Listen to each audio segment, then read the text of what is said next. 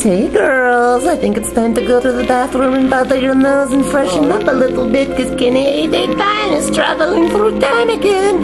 Yes, our famous little time traveler Kenny has finally put down his toys and decided to pick up the old time traveling mobile phone again and travel to the year 2010, but then he accidentally ended up in the year 2019. Oh, Kenny, what are you doing? You're traveling through time in your bedroom, at least you're not in a public area.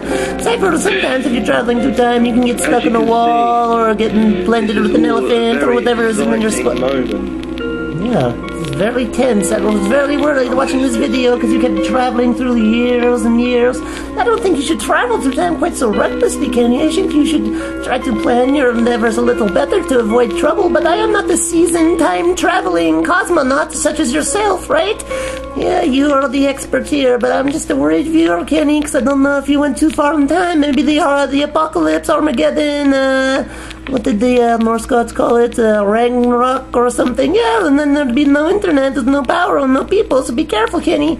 Be careful, always make sure you bring your phone charger in case your time-traveling phone breaks or something like that, Kenny. I'm just worried, that's a concern.